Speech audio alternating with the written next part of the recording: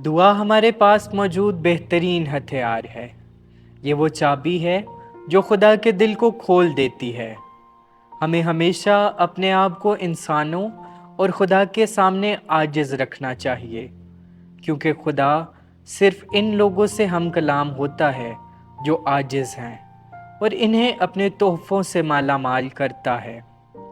عاجزی اور پاکیزگی وہ پنکھ ہیں جو ہمیں خدا تک لے جاتے ہیں اور ہمیں تقریباً الہی بنا دیتے ہیں۔ آئیے ہم اس حقیقت کو ہمیشہ اپنی آنکھوں کے سامنے رکھیں کہ یہاں زمین پر ہم میدان جنگ میں ہیں اور بہشت میں ہمیں فتح کا تاج ملے گا، کہ یہ ایک آزمائشی میدان ہے اور انعام وہاں اوپر دیا جائے گا، کہ اب ہم جلا وطنی کی زمین میں ہیں جبکہ ہمارا حقیقی وطن بہشت ہے، جس کی ہمیں مسلسل خواہش کرنی چاہیے۔ یہ الفاظ ایک نہایت عمدہ مقدس کے ہیں، جن کی زندگی ایمانداروں کے لیے بہترین نمونہ ہے کہ کس طرح درد میں بھی خدا کی خدمت کرتے رہنا کیا ہی افضل بات ہے۔ مقدس پادرے پیو کا پیدائشی نام فرانسسکو فورجیون تھا۔ آپ اٹلی کے قصبے پیٹرلسینا میں پیدا ہوئے۔ یہ قصبہ 4000 افراد کی آبادی پر مشتمل تھا۔ آپ کا خاندان کھیتوں میں کام کرتا تھا اور آپ بھی ان کی مدد کرتے تھے۔ یہ قصبہ مقدسہ اینا کے گرجے کے گرد آباد تھا، جو ایک نہایت روحانی سرگرم پیرش ہے۔ یہاں آئے دن روحانی مجالس، مقدسین کی عیدیں اور نوینیں، روحانی جلوس اور خاص طور پر ہر سال آر لیڈی آف ڈیلیورنس کی عید اگست کے مہینے میں 3 دن منائی جاتی تھی۔ یہی وجہ ہے کہ فورجیون خاندان ایک نہایت روحانی اور مقدسہ مریم سے عقیدت رکھنے والا خاندان تھا۔ اس کا اثر فرانسسکو کی زندگی پر ظاہر ہوتا ہے۔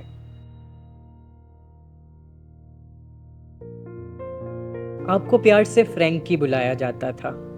بچپن ہی سے ابلیس خواب میں آ کر آپ کو ستاتا تھا، مگر آپ کا کہنا ہے کہ تب ہی سے خداوند یسوع اور مقدسہ مریم رویا میں آ کر آپ کو تسلی دیتے تھے۔ آپ اپنی تعلیم 3 سال تک ہی جاری رکھ سکے، کیونکہ قصبے میں اس سے آگے تعلیم کا کوئی انتظام نہ تھا۔ آپ کا بچپن بیماری اور تنگی میں گزرا، مگر آپ کی محبت خدا اور مقدسہ مریم سے بڑھتی گئی۔ آپ 10 سال کے تھے جب آپ کی ملاقات ایک داڑھی والے کیپوچن فرائر سے ہوئی، جو اپنی جماعت کے لیے کھانا مانگ رہا تھا۔ آپ اس کے کردار سے اتنے متاثر ہوئے کہ آپ نے اپنے والدین سے کہا کہ میں بھی ایک داڑھی والا فرائر بننا چاہتا ہوں۔ انہوں نے اس بات کو قبول کیا اور فرینکی کو 10 میل دور ان فرائرز کی جماعت میں لے گئے۔ یہاں آپ کو بتایا گیا کہ جماعت میں شامل ہونے کے لیے آپ کو بنیادی تعلیم حاصل کرنا لازمی ہے۔ اس پر آپ کے والد نے امریکہ جا کر پیسے کمانے کا ارادہ کیا، کیونکہ گھر کی تنگی اور قصبے کی حالت ایسی نہ تھی کہ فرینکی کو بنیادی تعلیم دلائی جا سکے۔ ان سب مشکلات کے بعد آخرکار فرینکی کیپوچن فرائرز کی جماعت میں داخل ہوئے اور اپنے آپ کو کاہن بننے کے لیے تیار کرنا شروع کیا۔ جماعت میں شامل ہونے کے بعد آپ کا نام پیو رکھا گیا۔ جماعت میں شامل ہونے سے 5 دن قبل آپ کو خواب میں ایک سورج سے زیادہ روشن اور خوبصورت شخص نظر آیا، جو آپ کو ایک جنگجو مخلوق کے پاس لے گیا اور اس سے لڑنے کا حکم دیا۔ پہلے تو آپ گھبرا گئے، مگر بعد میں لڑ کر فتح پائی۔ یہ روشن اور خوبصورت شخص خداوند یسوع مسیح تھا، جو پیو کو آنے والی مشکل ترین زندگی کے لیے آگاہ کرنے آیا تھا۔ یسوع نے پیو سے کہا کہ تمہیں ہمیشہ اس سے لڑتے رہنا ہوگا، مگر تم غالب آؤ گے۔ اس کے بعد پیو کی زندگی میں خداوند یسوع مسیح اور مقدسہ مریم کی اہمیت پہلے سے بھی زیادہ بڑھ گئی۔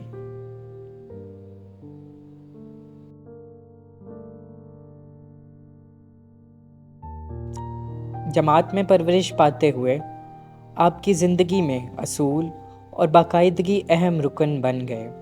آپ دن میں 7 بار دعا کے لیے جمع ہوتے تھے، نیز گھنٹوں پڑھائی، سادہ زندگی گزارنا، چھوٹے کمروں میں رہنا، جوتوں کے بغیر چلنا، روزہ اور دعا کے ساتھ خدمت ان کی زندگی کا حصہ بن گئے۔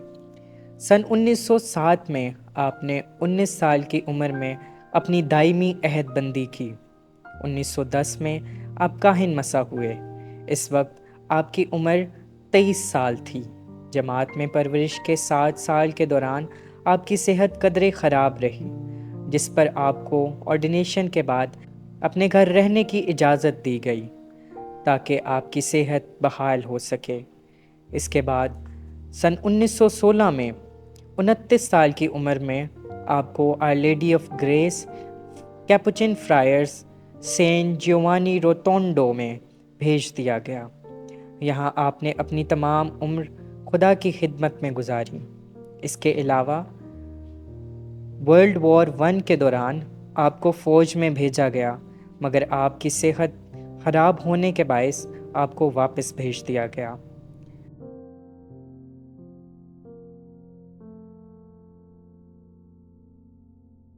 پادرے پیو کی روحانی ماس اور وجدان کی وجہ سے جلد ہی سینٹ جیوانی میں مشہور ہو گئے۔ آپ گھنٹوں اعتراف کا ساکرامنٹ سنتے اور لوگوں کو دعا، امید اور فکر نہ کرنے کی صلاح دیتے تھے۔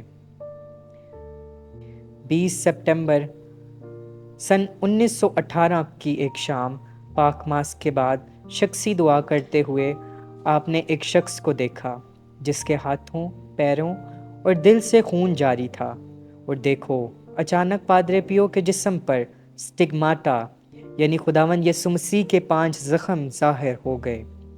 یہ پاک نشان آپ کے بدن پر 50 سال تک یوں ہی کھلے رہے، جن سے ہر روز تقریباً 1 پیالہ خون بہتا تھا، اور وہ مقام جہاں آپ ہوتے تھے آسمانی خوشبو سے مہک اٹھتا تھا۔ یہ ان کے لیے نہایت دردناک تھا۔ آپ کا کندھا بوجھ سے جھک جاتا تھا، جیسے یسوع نے ہمارے گناہوں کی خاطر صلیب اٹھائی، مگر آپ خدا کی محبت میں یہ درد برداشت کرتے رہے۔ ان سالوں میں بے شمار ڈاکٹرز نے آپ کا معائنہ کیا، مگر کوئی بھی ان زخموں کی وجہ نہ بیان کر سکا۔ اس واقعہ کے 13 سال بعد تک لوگوں نے ایک زندہ مقدس کو اپنے درمیان دیکھا۔ آپ نے بے شمار لوگوں کو خدا کی قدرت سے شفا دی۔ ایک وقت میں 2 مختلف جگہ پر موجود ہونا، پیشن گوئی، کئی ہفتوں تک صرف پاک یوخرست لے کر زندہ رہنا، نیز مختلف ملکوں سے آئے ہوئے لوگوں کو آپ کی باتیں انہی کی زبان میں سمجھ آتی تھیں۔ یہ سب ان کے بے شمار معجزات میں شامل ہیں جو آپ نے خدا کی قدرت ظاہر کرتے ہوئے دکھائے۔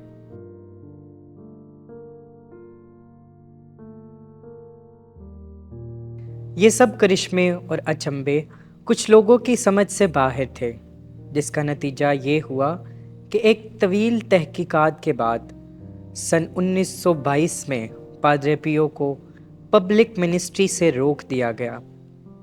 سن 1931 میں آپ کو ہولی سی نے لوگوں سے بات کرنے سے بھی روک دیا۔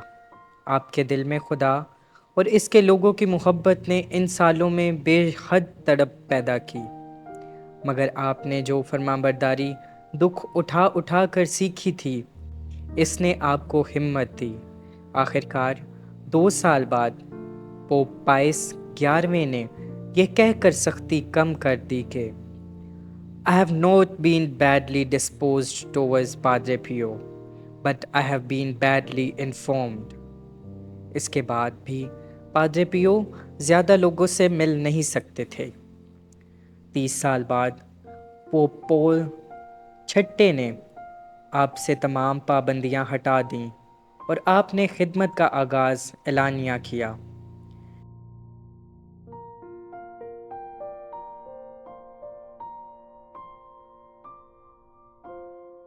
ان سب خدمات کے بعد پادرے پیو نے ضرورت مند افراد کے لیے ایک ہسپتال تعمیر کروایا۔ ہولی سی نے خاص اجازت دیتے ہوئے اس ہسپتال کا سارا انتظام پادرے پیو کے حوالے کر دیا۔ 22 सितंबर सन 1968 में आपने एक ख़ास पाक मास सेलिब्रेट की, जिसमें लाखों अफराद ने टीवी के ज़रिए शिरकत की। ये आपके स्टिग्माटा की 50वीं सालगिरह थी। इसी के अगले दिन आपके पाक ज़ख्म गायब हो गए और इसी दिन आप मसीह में सो गए। मुक़द्दस पोप जॉन पॉल दोम ने आपको 16 जून 2002 में मुक़द्दस करार दिया। आप नौजवानों और ज़हनी दबाव के शिकार लोगों के मुरब्बी माने जाते हैं। दूसरे बेशुमार मुक़द्दसीन से इसलिए मुख्तलिफ हैं कि आपने खुदावंद यसु मसीह के 5 ज़ख्म बाकी किसी भी मुक़द्दस के निस्बत सबसे ज़्यादा सहे।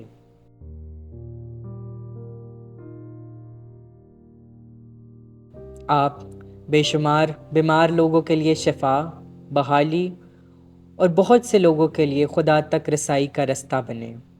ये काम सन 1968 से अब तक जारी है। आपकी कहानी जहाँ भी सुनाई जाती है तो लोगों का दिल खुदा की मोहब्बत से भर जाता है। अजीज़ों, आइए हम भी अज़ियत में खुदावंद को ना छोड़ें और बहिश्त की शादमानी में पादरे पियो के साथ शामिल हों। आमीन।